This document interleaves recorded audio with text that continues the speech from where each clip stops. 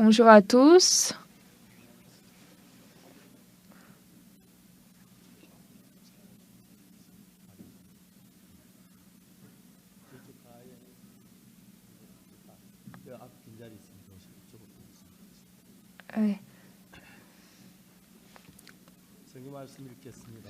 Nous allons lire la Bible, le livre de Actes.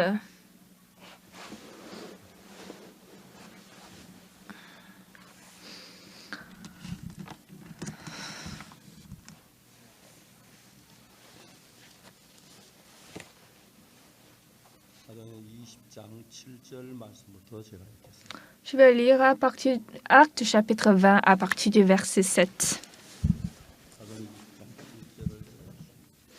Veuillez ouvrir Actes chapitre 20 verset 7.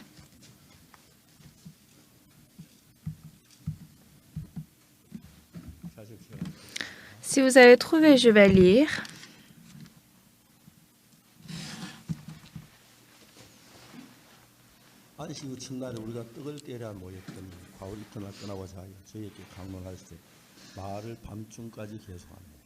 Le premier jour de la semaine, nous étions réunis pour rompre le pain. Paul, qui devait partir le lendemain, s'entretenait avec les disciples et il prolongea son discours jusqu'à minuit.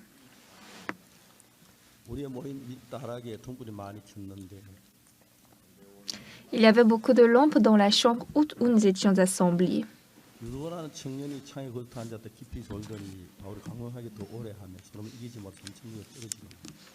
Or, un jeune homme nommé Eutychus, qui était assis sur la fenêtre, s'endormit profondément pendant le long discours de Paul. Entraîné par le sommeil, il tomba du 3e étage en bas et il fut relevé mort.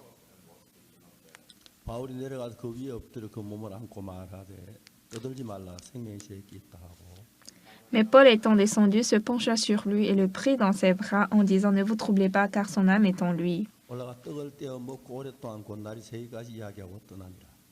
Quand il fut remonté, il rompit le pain et mangea, et il parla longtemps encore jusqu'au jour après quoi il partit.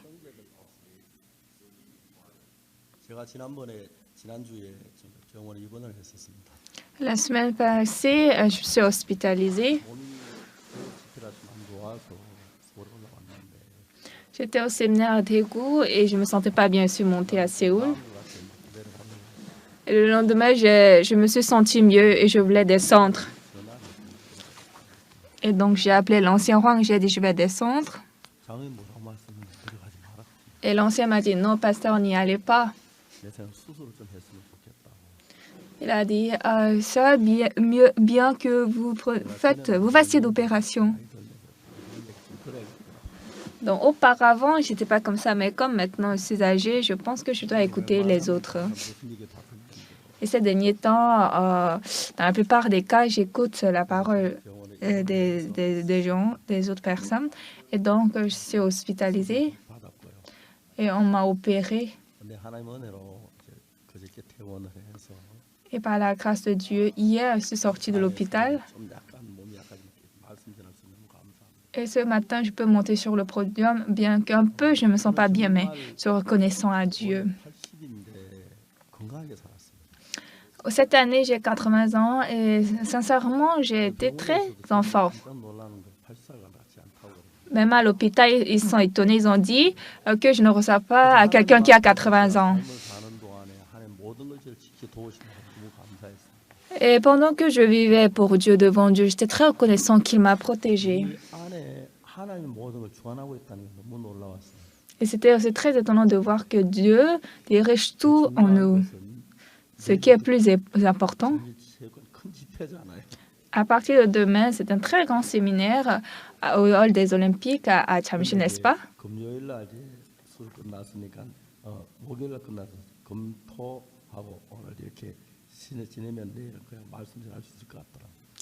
Mais comme j'ai fini l'opération le jeudi, donc vendredi, samedi et aujourd'hui, je vais prêcher la parole. Je pense que si je me repose un peu, ça va aller. En vivant pendant 80 ans, je n'ai jamais imaginé à reprendre des opérations, des chirurgies, mais maintenant je peux voir clairement que je suis vieux. Aujourd'hui, j'ai parlé du livre des Actes.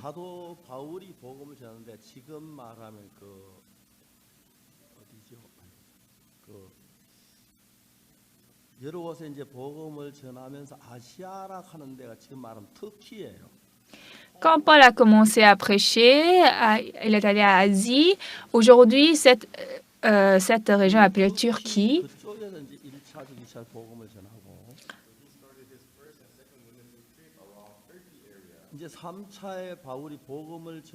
Donc, premièrement, il a prêché en Israël. Deuxièmement, il a prêché dans la région autour de Turquie. Et troisièmement, il voulait aller il voulait aller à Rome quand il était revenu à Jérusalem. Et donc, s'il va à Rome, c'est pas en fait possible de retourner encore dans son pays. Donc, comme Paul a pensé que maintenant c'est son dernier voyage missionnaire, il ne pourra plus retourner ici. Donc, il avait beaucoup de choses qu'il voulait dire à ces gens. Et donc, il a continuellement prêché la parole. Donc, ici, précisément, ils n'ont pas écrit le temps, mais je pense qu'il a prêché jusqu'à l'aube. Pourquoi ils sont en train de parler de ça? Le sermon de Pasteur Oxpac n'est point long. Comparé à l'apôtre Paul, ce n'est même pas un problème. Maintenant, quand Paul prêchait la parole, il y avait Eutychus, un jeune, qui était assis sur la fenêtre. Il était assis sur la fenêtre et il était en train de dormir un peu. Et je crois, c'est sûr que Paul a pu prêcher jusqu'à l'aube. Et Paul, réellement, il avait beaucoup de choses à dire. Donc, s'il va à Rome, d'abord, il est déjà revenu du voyage d'Asie, il est à Jérusalem. Et s'il va à Rome, il n'a vraiment aucune possibilité de retourner à Jérusalem. Donc, Paul a prêché l'Évangile. Mais comment ces gens doivent grandir, comment ces gens doivent surmonter les tribulations, les épreuves, il doit beaucoup parler. Et à l'époque, c'est sûr qu'il n'y a pas de montre. Donc, il a dit, je vais parler ça, je vais parler ça encore, ça de plus. Et il a dépassé l'aube. Et la plupart des gens avaient ouvert leurs oreilles et écoutaient attentivement. Mais un jeune qui s'appelait Eutychus, lui, il était en train de somnoler sur la fenêtre. Ici, vraiment, l'instruction importante qu'on nous donne,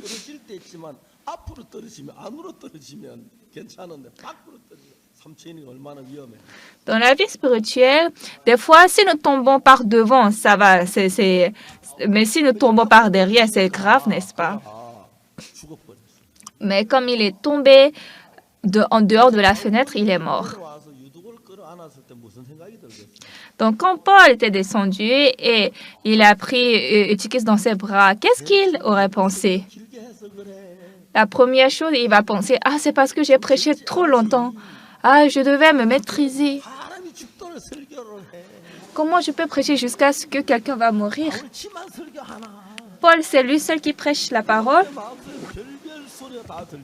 Donc, dans le cœur de Paul, il pouvait entendre toutes sortes de voix. Si je quitte cette ville, c'est fini pour moi. Donc, quand Paul a rencontré une telle chose, il était très embarrassé.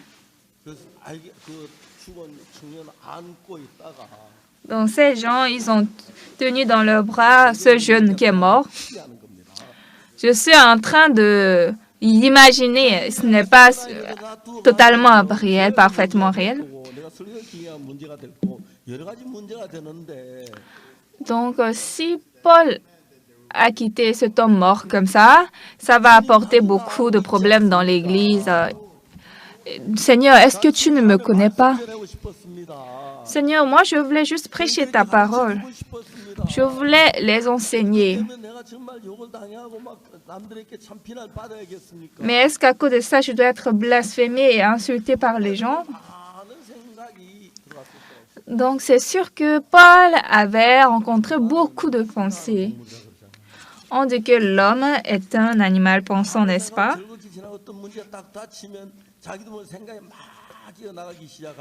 Même s'il vivait joyeusement, sans réfléchir, si un problème lui arrive, il commence à réfléchir.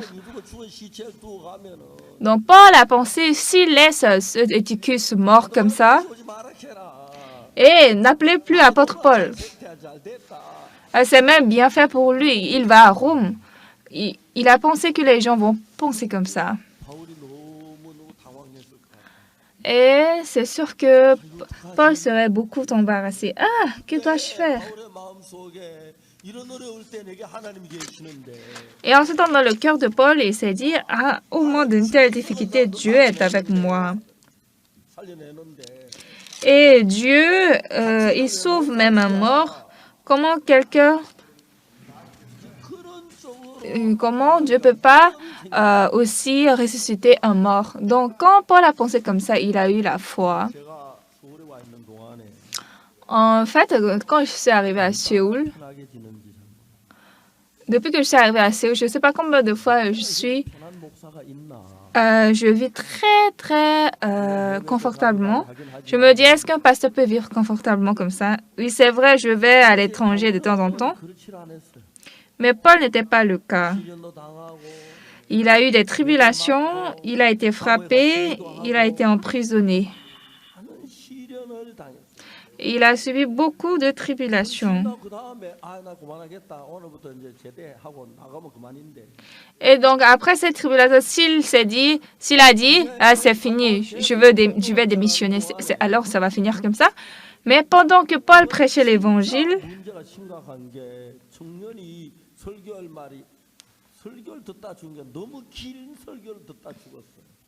cette fois-ci, un jeune est mort parce qu'il avait prêché trop longtemps.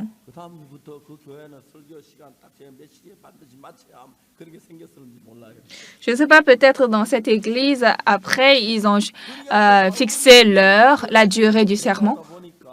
Et donc, quand Paul a pensé à propos de ce problème, je pense que Paul n'avait pas dès le départ la foi à ressusciter Eutychus. Seigneur, est-ce que je dois laisser un jeune mort comme ça? Je dois laisser cadavre quitter? Et si je ne quitte pas? J'irai à Jérusalem, après j'irai à Rome, je vais prêcher l'évangile là-bas. Et beaucoup de citoyens en Rome doivent recevoir le salut. À l'époque, on disait que Rome est la capitale du monde. Et ainsi, beaucoup de gens devraient recevoir le salut et ce salut devrait être répandu dans le monde entier. Dieu, je ne peux pas laisser un cadavre. Oh, Dieu, veuillez m'aider. Je pense que Paul n'avait pas dès le départ la foi pour sauver Eutychus. Mais quand il a fait face à un tel problème, et en ce temps que la grâce de Dieu est parue sur lui, il a pensé, si Dieu m'aide à ce temps, comment il va m'aider? Alors, ce que Dieu peut faire, il peut ressusciter Eutychus.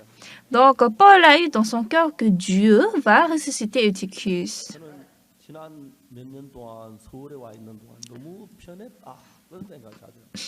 Et moi, je pense souvent, pendant que je suis à Séoul, depuis arriver ici, je suis très confortable. Ça ne veut pas dire que je vais creuser la terre ou bien je ne peux pas couper les bois ici derrière la montagne qui est derrière ici. Mais vraiment, les citoyens de Séoul, ils vivent très confortablement. Au passé, quand je suis allée à Apgokdong, c'est vrai que la vie était dure, mais aussi il y avait des menaces. Cependant, en subissant de telles choses, j'ai vu beaucoup le travail de Dieu. Et c'était très étonnant d'avoir un témoignage. Comment Dieu m'a nourri quand je n'avais rien à manger. Et en prêchant l'Évangile, il y avait beaucoup de problèmes. Cependant, Dieu est notre Dieu. Je pouvais voir clairement, il m'a aidé, il m'a assisté. Alors, lorsque nous sommes en Dieu, que les difficultés ou des choses ardues n'ont pas beaucoup des peines n'ont pas beaucoup de différence, parce que pendant que nous sommes en difficulté, Dieu nous dirige. Si ce jour-là, Étychus n'était pas mort, si Étychus n'avait pas somnolé, si Paul n'avait pas prêché longtemps,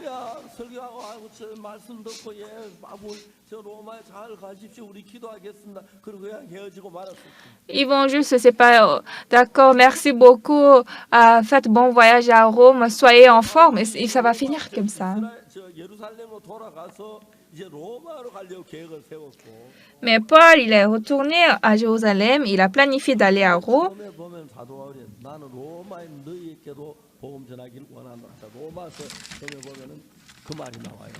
Et lorsque nous voyons le premier chapitre de Romains, Paul a dit, je veux annoncer l'évangile de Dieu à vous, Romains. Dans le livre de Romains, c'est ce qu'il a écrit à Rome. Et donc,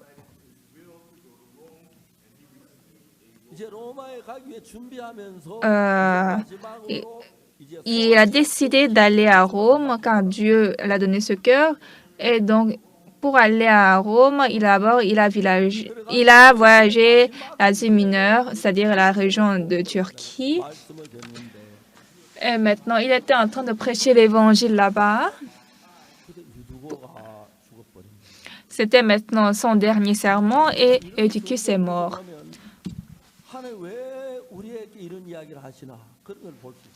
Lorsque nous lisons une telle Bible, nous pouvons connaître pourquoi Dieu nous parle de telle chose.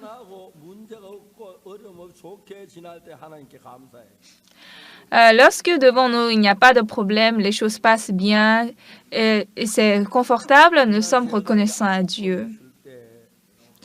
Auparavant, quand j'étais à Apcocton, pour envoyer les missionnaires dans l'étranger, j'ai dirigé l'école de mission.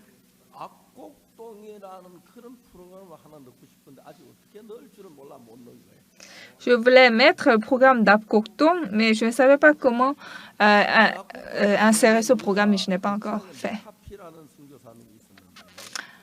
Et dans la ville d'Apcocton, il y avait un missionnaire qui vivait à Kochang.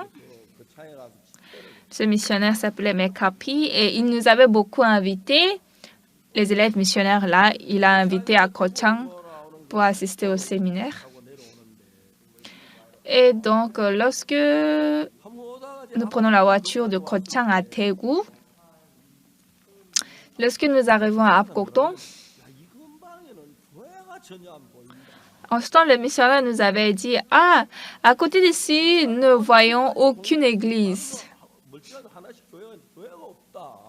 Depuis que nous avons roulé la voiture, quand même, il y avait des églises par quartier, mais ici, il n'y a pas d'église. Donc, nous sommes arrêtés dans ce quartier. Nous avons prêché l'évangile pendant des heures. C'est ainsi que j'ai connu ce village. J'avais fini l'école de mission. Et en ce temps, parmi les élèves missionnaires, j'étais très, très jeune. Les autres avaient 4, 5 ans, bien 10 ans plus âgés que moi.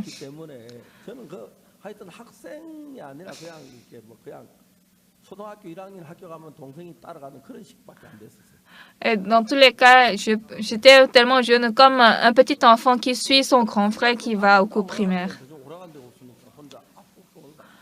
Et tout le monde appelait les autres élèves missionnaires, mais moi, personne. Donc, seul, je suis allée à Apcocton. Et je ne peux pas oublier 9 mois que j'ai passé à Apcocton.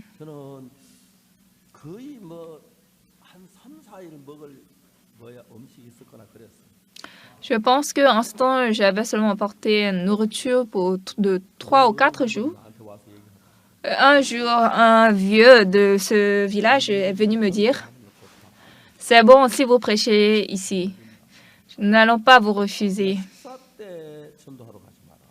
Mais ne va pas prêcher au moment de repas.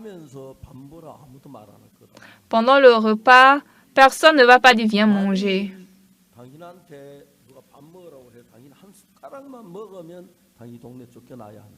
Si quelqu'un te dit au moment du repas viens manger et tu vas prendre une cure, alors tu dois quitter ce village. » Quand je suis entrée dans ce village, j'ai vécu 9 mois.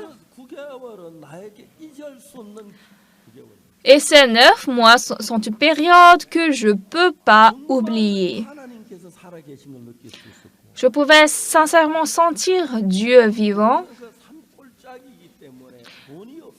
Et comme ce village était dans la vallée des montagnes, d'une montagne, et il n'y avait pas de rizière. Donc, il n'y avait pas beaucoup de champs et c'était très difficile, en tout cas.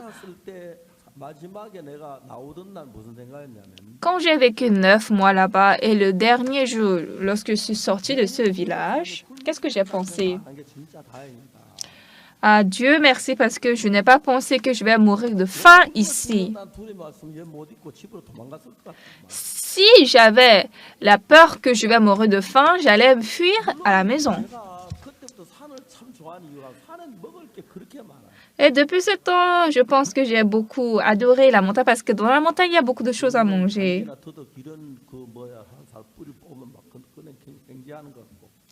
Et parfois, quand je mange les racines des herbes, en tout cas, c'était très délicieux. Et dans tous les cas, là-bas, j'ai vécu comme un autochtone primitif.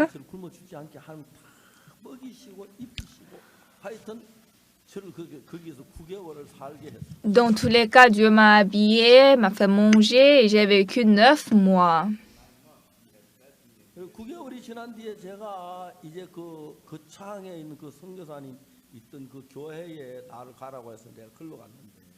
Et après 9 mois, le missionnaire qui était à Kochang m'a dit de venir là. Je suis allée là. En quittant à Kochang, j'ai réalisé, Dieu est sincèrement vivant. Je suis très reconnaissant parce que je n'avais pas quitté ce village ayant eu peur de la faim. Alors, lorsque nous vivons dans ce monde, nous vivons la plupart des cas dans nos limites. Mais lorsque nous rencontrons des difficultés, si vous êtes chrétien,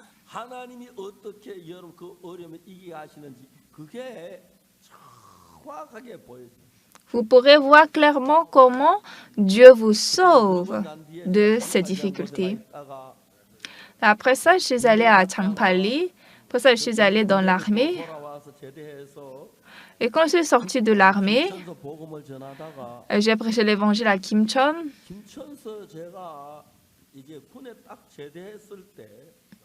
Quand j'ai quitté l'armée, j'ai directement pensé qu'est-ce que je dois faire. Tout d'abord, je suis allée à la maison de magazine à Daejeon. Et là-bas, je voulais prêcher l'évangile parce que je connaissais bien le directeur de cette maison de magazine. Je lui ai demandé, est-ce que tu peux mettre une annonce ici? Laquelle? Nous voulons faire des séminaires d'école de mission. Nous allons envoyer des orateurs. Alors, veuillez nous inviter.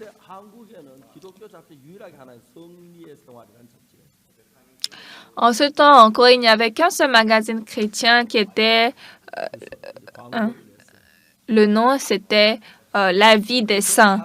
Et donc, nous avons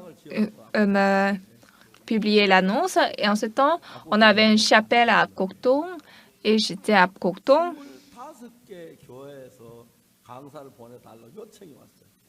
25 églises nous ont demandé d'envoyer des orateurs.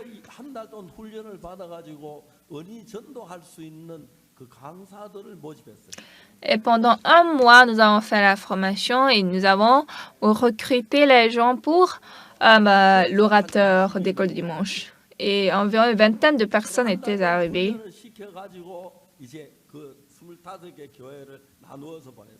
Pendant un mois, je les ai formés et puis j'ai partagé, j'ai envoyé dans les 25 églises. Et une équipe était au nombre de 2 ou 3. Et comme en allant, on n'avait pas de frais de transport, donc nous avons arrêté les véhicules. Mais en ce temps, les gens étaient très, très contents. Et j'ai donné le nom à notre association, Conseil d'évangélisation de l'Extrême-Orient. Et comme moi, j'étais le directeur de cette équipe, donc ils ne connaissaient pas mon âge, mais j'avais 22 ans comme ça. Et ils ne connaissaient pas mon âge et ils m'ont invité dans un séminaire ordinaire. Et environ à 5 églises, je suis allée prêcher pour un séminaire.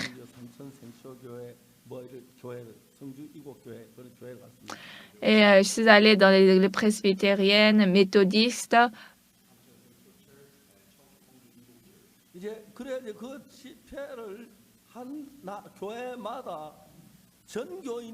Et à chaque fois quand j'allais au séminaire, tous les fidèles avaient reçu le salut, étant très choqués. Donc j'étais très reconnaissant.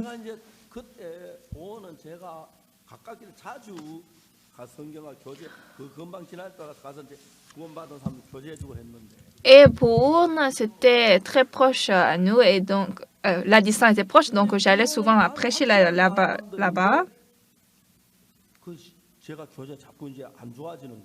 Mais c'est sûr que ces gens ont reçu le salut, mais quand j'ai continué à aller là-bas, il y avait quelque chose, un problème. Ces gens allaient mal. Le problème, c'était quoi?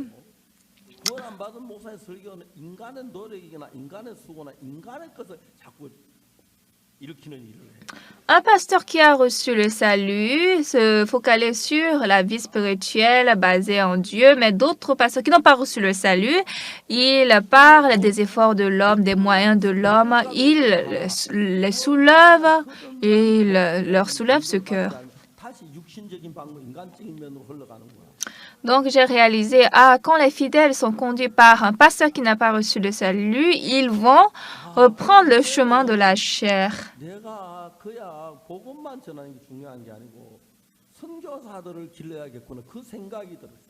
À présent, j'ai pensé, maintenant, je ne dois pas seulement prêcher l'évangile, mais je dois élever des élèves missionnaires. Je me suis mariée en 1971. Et en 1972, ma fille est née. C'était le 25 janvier 1972.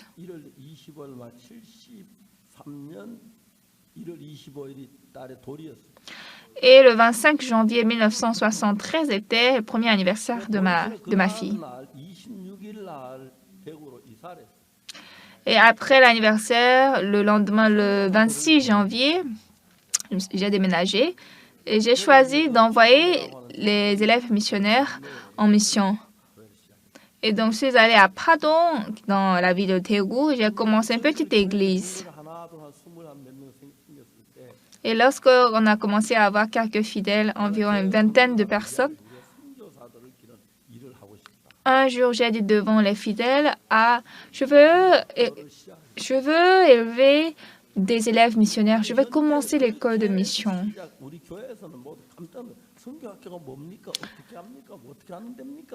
Mais tous les fidèles étaient choqués. Ils ont dit, c'est quoi l'école de mission? Comment commencer? Qu'est-ce que faire?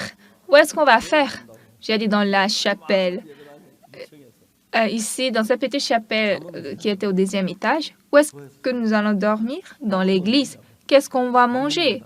Ils vont manger le riz. Où est le riz?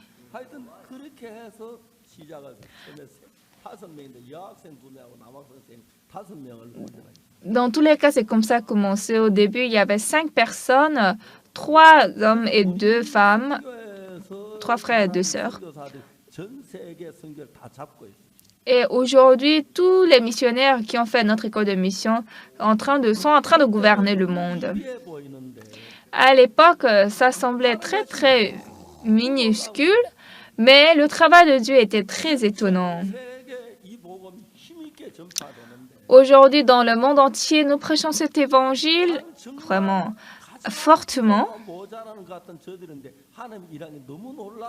Et nous sommes des gens qui, à l'apparence, sont très manquants et faibles, mais Dieu nous a utilisés. Paul, avant d'aller à Rome pour sa dernière séance, il a prêché l'Évangile.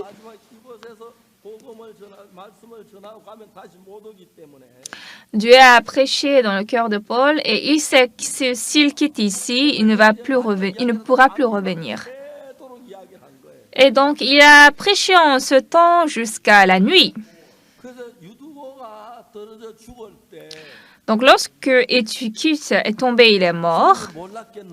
Est-ce que le Seigneur ne le savait pas? Ça, c'est très important.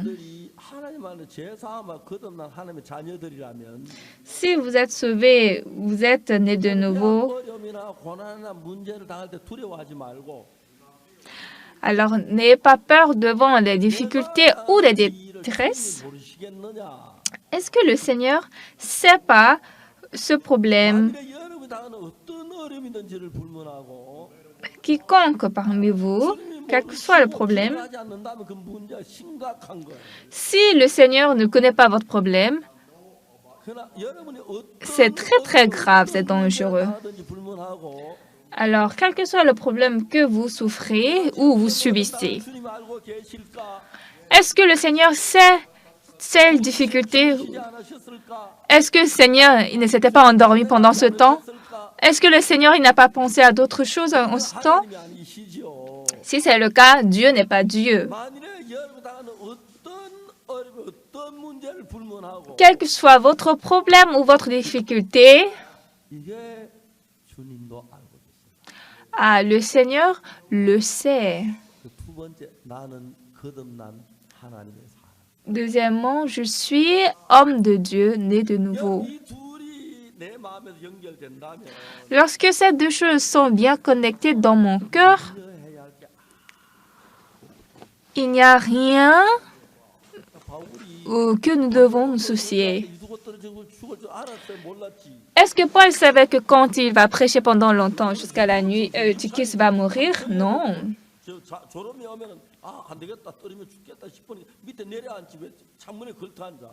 Eutychus, lui aussi, il fallait un peu réfléchir. S'il avait sommeil, il devait s'asseoir par terre. Pourquoi il s'est assis sur la fenêtre? Mais dans tous les cas, l'accident, c'est le cas qui a été produit. Mais est-ce que Dieu connaissait ce problème ou pas? Il connaît. À présent, nous pouvons voir. Maintenant, ça, c'est un problème et c'est une difficulté, mais ça, c'est Dieu qui a fait en réalité. Quand Eutychus était en train de somnoler, s'il était tombé par devant, il n'allait pas mourir. Aussi, s'il n'avait pas somnolé, il n'allait pas mourir, mais en somnolant, il est tombé par derrière, il est mort. Alors, ce problème-là, Dieu va nous aider.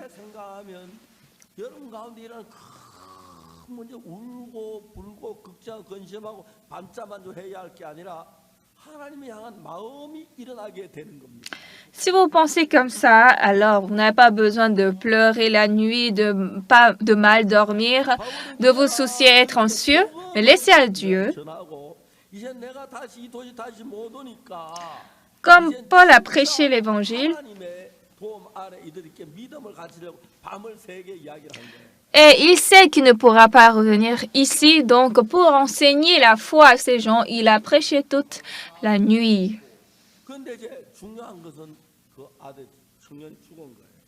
Mais ce qui est important, c'est que ce jeune est mort.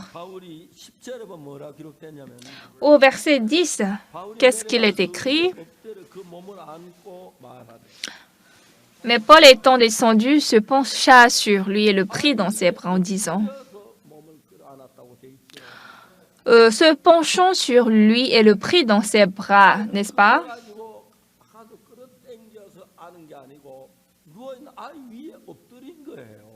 C'est pas qu'il a embrassé le jeune en le prenant, en le tenant, mais il s'est penché sur lui, lui qui était couché.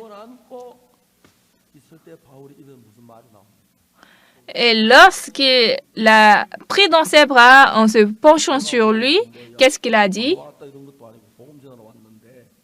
Je ne suis pas venu ici pour...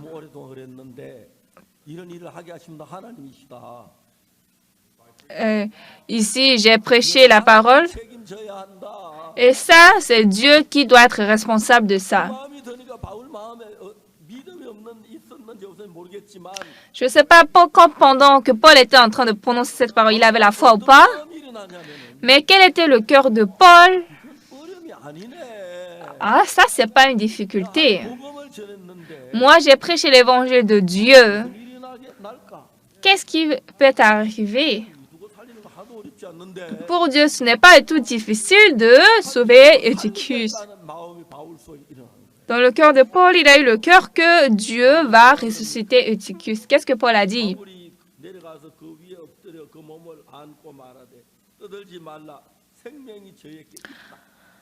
Paul étant descendu se pencha sur lui et le prit dans ses bras en disant, ne vous troublez pas car son âme est en lui. Ah ça, justement, Dieu doit être responsable. Je n'ai pas commis de tort en prêchant longtemps. Dieu va m'aider. Dieu va travailler. Et comment Dieu va travailler? Est-ce que Dieu va aider les funérailles? C'est ça? Non, Dieu doit sauver Eutychus. C'était ça le cœur de Paul. Les gens qui ont reçu le salut dans leur vie, très souvent, ils hésitent entre ce qui est charnel et ce qui est spirituel. Lorsqu'un tel problème est arrivé, comme le cas de Paul,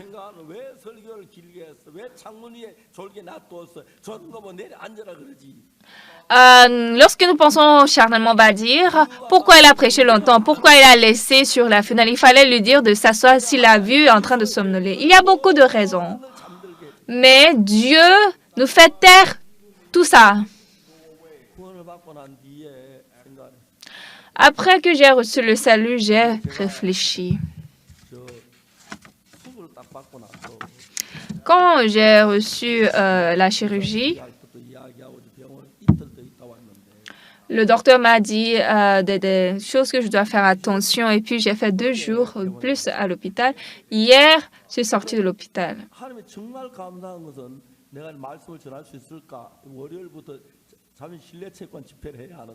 Mais je suis reconnaissant à Dieu parce que j'ai pensé, est-ce que je pourrais prêcher la parole? Oh, je dois commencer le lundi à Jamsil.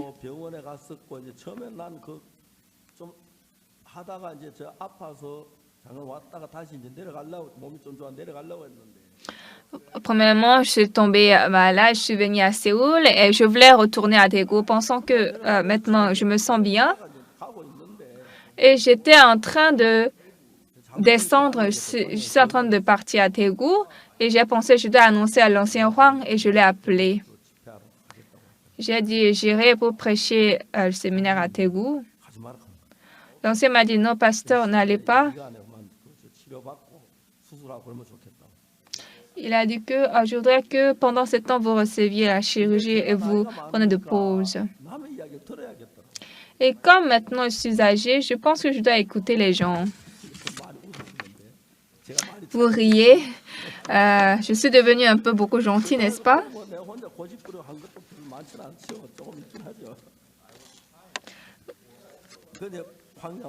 C'est vrai, j'étais têtue.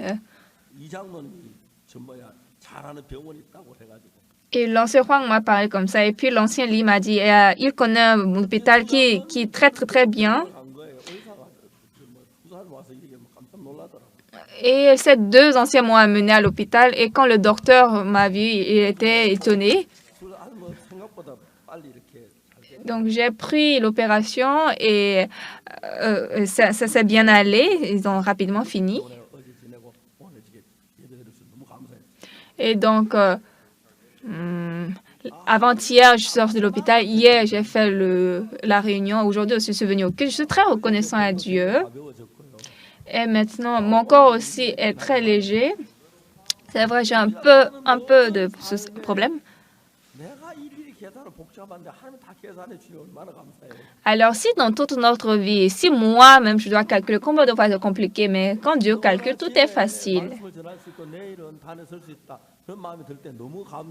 Alors, je suis très reconnaissant quand je pense aujourd'hui je peux prêcher. Demain aussi, je peux me mettre devant le pupitre.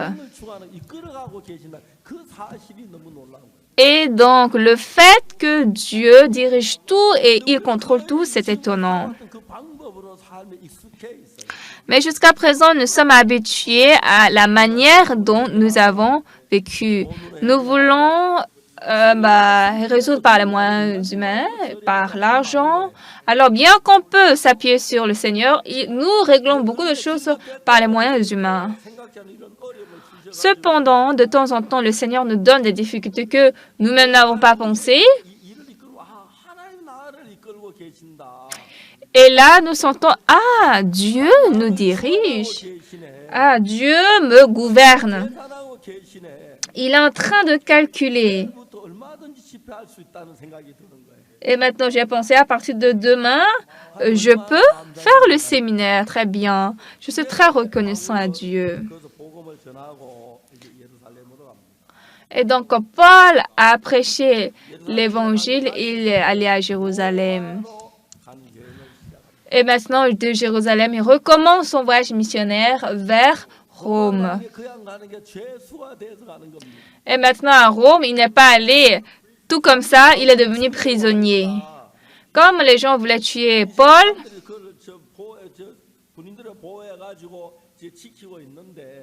et donc, il y avait des soldats qui étaient en train de protéger les prisonniers. Maintenant, Paul a dit, comme moi, je suis citoyen romain, je vais être jugé par l'empereur romain. Et donc, quand Paul allait à Rome, il y avait des gardes. Et donc, il n'avait même pas payé la barque. Gratuitement, il est allé à Rome. Et donc, quand Paul est arrivé à Rome, l'évangile est entré dans la cité Rome. Et les gens ont calculé, ils ont des tels pourcentages des Romains sont devenus chrétiens en ce temps.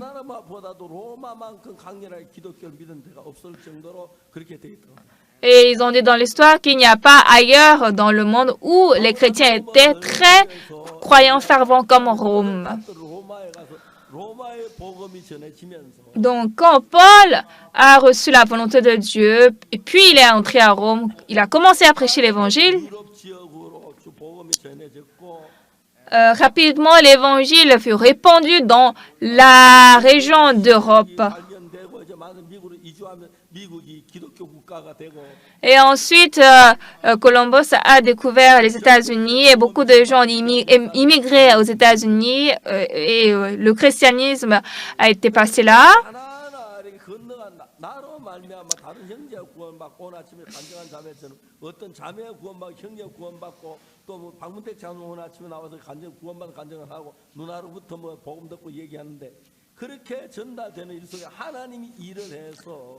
Donc, à travers le travail de Dieu, Dieu qui transmet à travers quelqu'un, je reçois le salut, à travers moi, quelqu'un reçoit le salut, comme la sœur qui a témoigné ce matin, et l'ancien Parc Montet qui a témoigné comment elle a reçu le salut à travers sa grande sœur qui lui a transmis. Et donc, comment nous pensons? Il est juste tombé. Il a somnolé, il est tombé à l'extérieur. Quand nous pensons comme ça, vous n'êtes pas en train de transmettre le message de Dieu. Bien-aimés, dans tout ce que nous faisons, il y a la volonté de Dieu.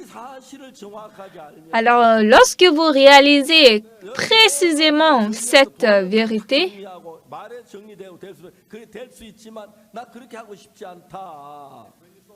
C'est vrai, quand vous résolvez un problème, vous pouvez résoudre par vos propres moyens, calculer comme ci, comme ça, arranger comme ça. Mais non, moi, je veux résoudre par le moyen de Dieu. Dieu m'aide. Est-ce qu'il ne peut pas m'aider ce problème-ci? Effectivement, Dieu vous fait subir une difficulté que moi-même, je n'arrive pas à supporter. Moi aussi, quand je revois ma vie passée, je suis allée à l'armée.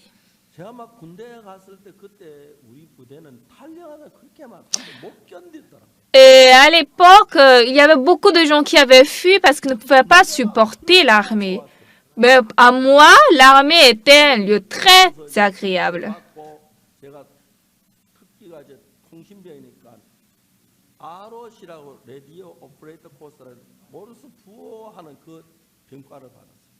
Donc, j'ai reçu la formation d'abord à Daegu et on m'a envoyé dans la base de communication qu'on appelle ROC, radio, opération, parcours de opération radio. Et là-bas, on apprend le code Morse. Ce que Dieu a travaillé était très étonnant. Notre école de communication était à Daejeon. Donc, on devait aller à Daejeon.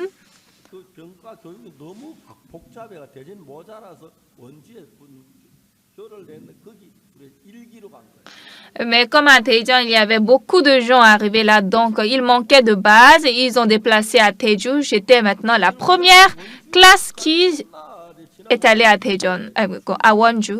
Et donc,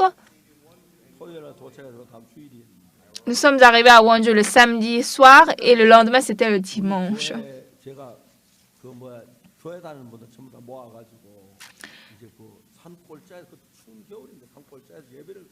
Et en ce temps, j'ai rassemblé tous les gens qui allaient à l'église et nous avons célébré le culte à une vallée de la montagne où il faisait très froid, c'était l'hiver en ce temps.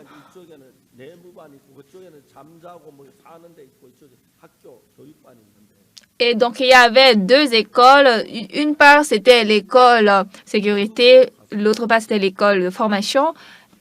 Je suis allée à l'office. J'étais dans l'office. Et puis, il y avait un communiqué.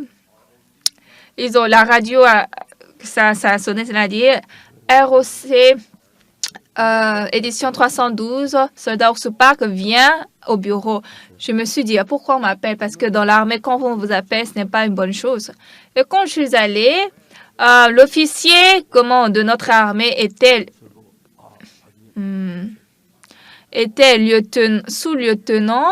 Et donc, il m'a dit, Monsieur Ours Park veut vous asseoir.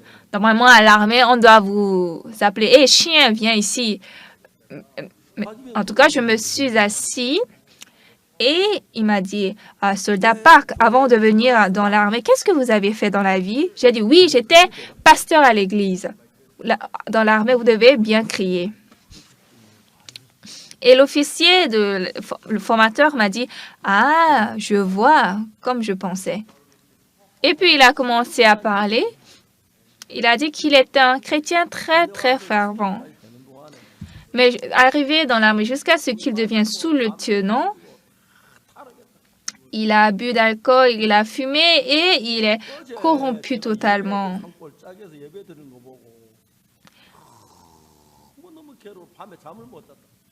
Il a dit, hier, en me regardant prêcher l'évangile dans la vallée, il était très souffrant, il ne pouvait pas s'endormir. Monsieur Soldat Park, est-ce qu'il n'y a pas quelque chose que je peux vous aider? Ah oui, monsieur officier, veuillez nous louer une salle. Dehors, il fait très froid, c'est pas facile de faire le culte. Ah oui, ça c'est possible. Quelle classe voulez-vous? La classe 16. Et d'abord, dans cette classe, il n'y a pas beaucoup d'ustensiles. On n'a pas besoin d'être responsable. Et directement, il a appelé quelqu'un, il a dit, donner la clé de la salle 16 pour que le soldat Park puisse utiliser à n'importe quel moment.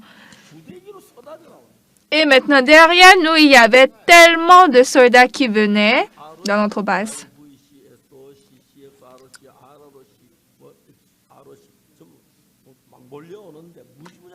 Et il y avait beaucoup de monde qui venait de tel groupe ROC, RVC, ROC, etc.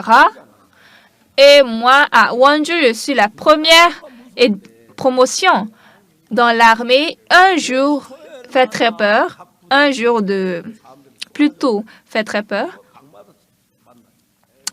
Et donc, chaque samedi, il y a de nouveaux soldats qui viennent et je les rencontre.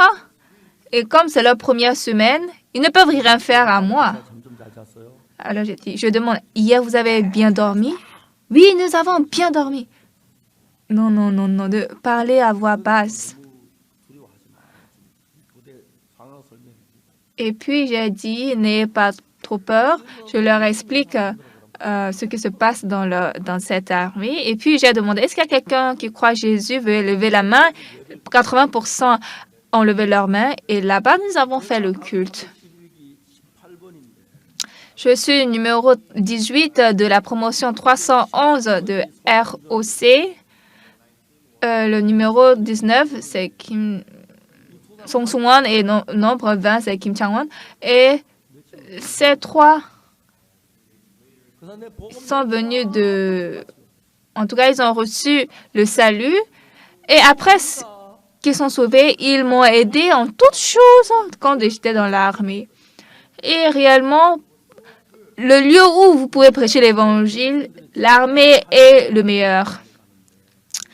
Et maintenant, dans le camp, il y a beaucoup de gens qui fuient.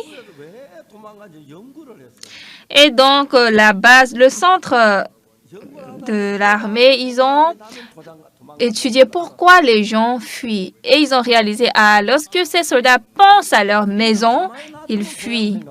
Alors, lorsque vous laissez tranquille les soldats, ils pensent à la vie, à la maison. Donc, on ne doit pas les laisser tranquilles.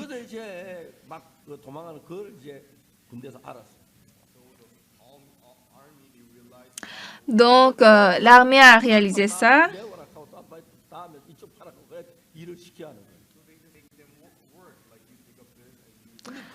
Donc, on doit les faire travailler, soit creuser la terre, etc., pour qu'ils ne pensent pas à la maison.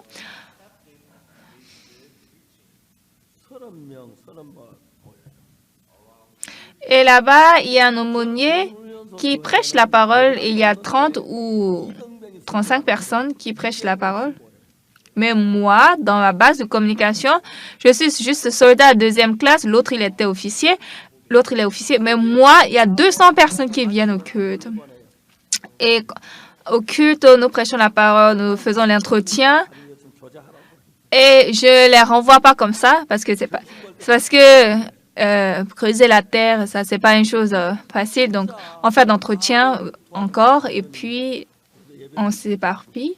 Et en ce temps, cet officier, le formateur, il m'a beaucoup aidé pour que je puisse faire ce culte. Et un jour, j'étais en train de prêcher, il y avait le capitaine il était le plus grand dans notre base, c'est le général. Et je me suis étonnée. Et il a dit, continue ta religion. Et c'était pas facile de prêcher continuellement la parole devant un général. Et après le sermon, il s'est approché à moi. Il est monté sur le podium. Il a dit, je ne sais pas depuis quand vous avez commencé telle réunion. Et aujourd'hui, c'est la première fois que j'ai réalisé. En fait, ce capitaine, pendant la guerre coréenne, il était capitaine. Donc, à l'époque, pendant la guerre coréenne, il y a ce qu'on appelle une montagne. Il y avait une montagne où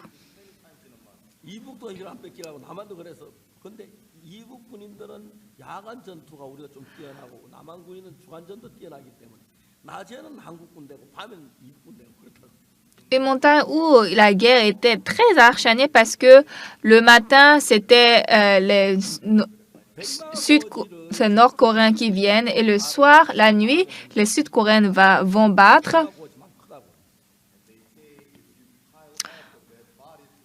Donc, ils ont dit que si on entasse les morts pendant cette guerre de cette montagne Pengma Koji, alors ça peut même atteindre le sommet de la montagne.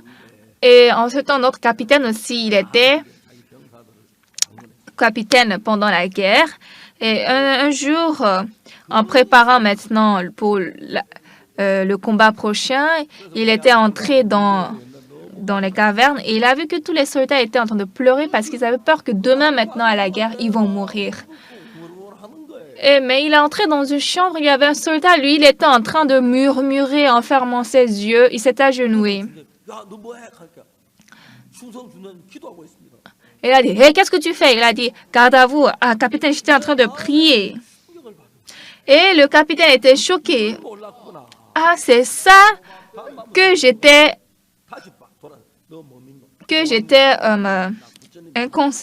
ignorant. Après, il est entré dans d'autres bases. Il a dit, toi, tu crois quoi? Toi, tu crois qui? Prie. Toi aussi, prie. Et toute la nuit, là, ils ont prié. Et c'est grâce à ça, le lendemain, lorsqu'ils ont attaqué maintenant la Corée du Nord, ils étaient de très vaillants soldats. Ah, voici la force de la vie spirituelle. Et depuis ce temps, le capitaine, il a cru la religion, la foi dans son cœur. Et après, maintenant, il a été envoyé dans notre base. Et quand il m'a vu prêcher le sermon, il était très content. Moi, je n'avais que un trait sur ma tête, soldat de 2e classe.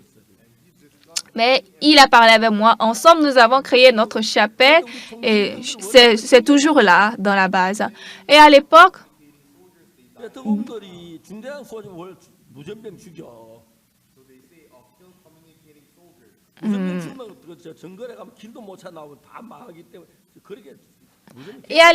beaucoup de soldats de radio étaient morts parce qu'ils ne savent pas comment s'échapper et donc ils étaient beaucoup morts pendant la guerre. Et aussi, on voulait m'envoyer pour la guerre vietnamienne. Et donc, j'ai dit, salut, je suis appelé pour aller à la guerre vietnamienne. Tu vas au Vietnam? Oui. Et officier administratif, et enlever son nom. Et on m'a enlevé. Et je suis retournée au capitaine. Le capitaine m'a dit, pourquoi tu es venu ici? Ah, le général m'a dit de ne pas aller. Le général et toi, vous avez quoi entre vous deux? Ah oui, il est officier, je suis soldat.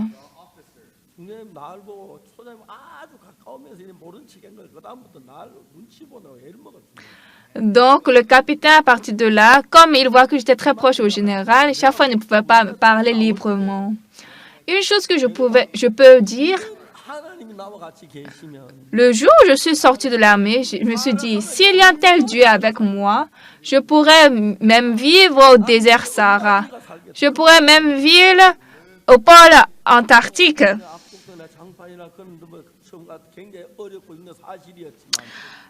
C'était vrai, c'était difficile à Koktong et à Changpali.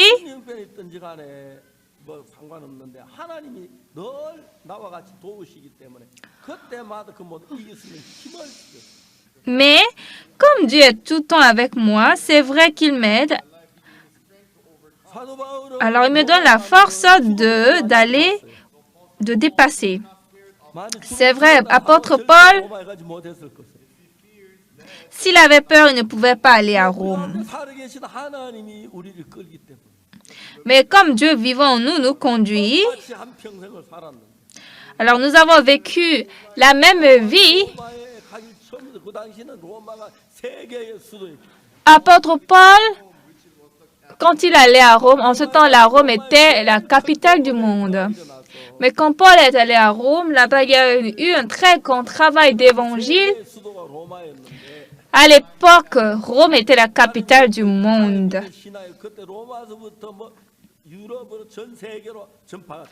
Maintenant, la croyance à Dieu a commencé de Rome et s'est répandue dans toute Europe. Donc aujourd'hui, la partie que nous avons lue, c'est lorsque Paul, avant d'aller à Rome, a parlé avec les gens de Jérusalem.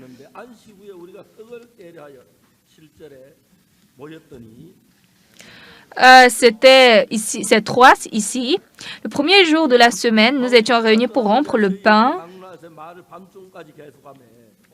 Paul, qui devait partir le lendemain, s'entretenait avec les disciples et prolongea son discours jusqu'à minuit. Il y avait beaucoup de lampes dans la chambre haute où nous étions assemblés.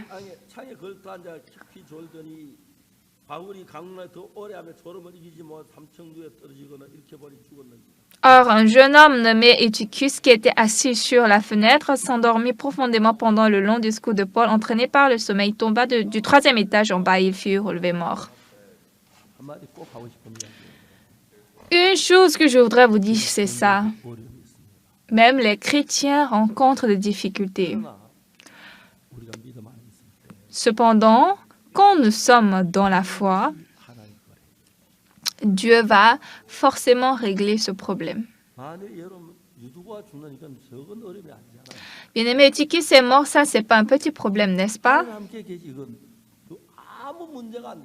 Si Dieu est avec lui, ça, il n'y a rien de problème. Quand Eutychus est mort, les gens étaient tristes? Non, ils étaient plus contents, joyeux. C'est sûr qu'ils allaient dire, ah, Eutychus, t'es réveillé? Ah, t'es ressuscité? Ça va? Pourquoi tu as dormi à la fenêtre? Ah, moi aussi, je veux ressusciter comme toi, je veux expérimenter.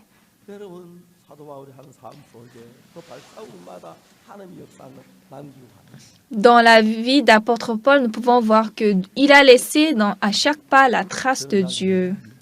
De temps en temps, je pense, je suis arrivée à Séoul, je vis trop confortablement.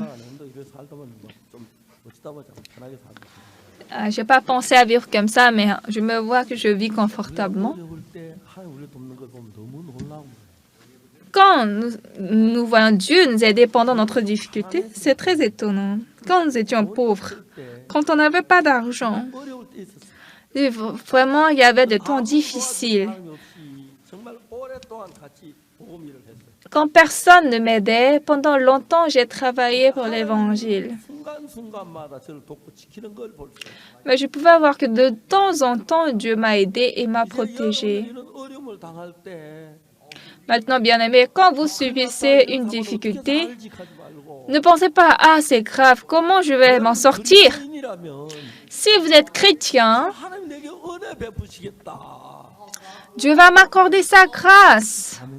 Amen. Oui, nous devons vivre comme ça. Comme nous avons peur, il y a beaucoup de gens qui n'arrivent à rien faire. Alors, vous continuez à vivre la même vie. De temps en temps, à cause de l'Évangile, quand vous traversez les difficultés,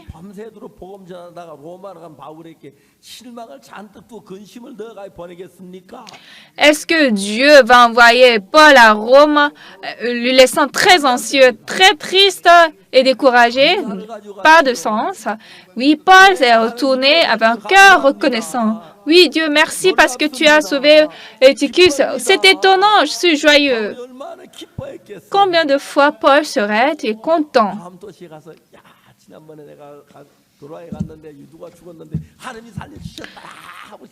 Et quand il est allé à l'autre ville, c'est sûr qu'il voulait crier, ah, la fois dernière, j'étais à Troas et Dieu a ressuscité un mort. Il s'appelle Eutychus.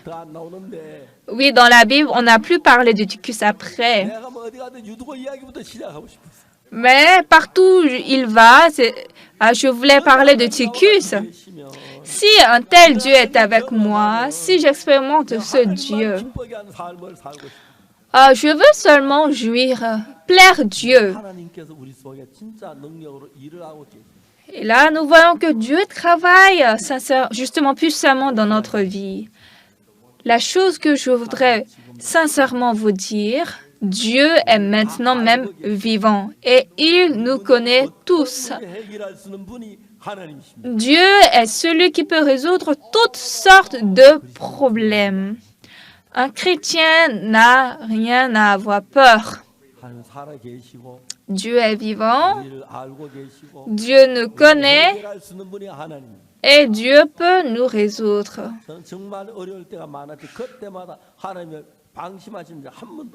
Réellement, j'avais rencontré beaucoup de difficultés, mais Dieu ne m'a jamais ignoré. Veuillez vous appuyer sur ce Dieu et vivez courageusement comme Paul. Merci, je vais prier. Père Dieu tout saint, nous te remercions. Dieu que Paul croit, nous le croyons maintenant, aujourd'hui. Et Dieu qui a sauvé Paul m'a sauvé aussi. Dieu, je crois que tu vas travailler à travers nous aussi, non seulement à travers Paul. Pendant notre vie, nous vivons de manière humaine. À partir de demain, nous allons commencer un grand séminaire à Séoul. Dieu veut nous envoyer des âmes. Nous te demandons qu'ils écoutent l'Évangile et deviennent amis, famille avec nous. Dieu, ne laissez pas ces citoyens à Séoul souffrir dans leur vie, mais faites-les vivre dans la joie et dans la gloire au Seigneur. Nous te remercions. Nous avons prié au nom de Jésus. Amen.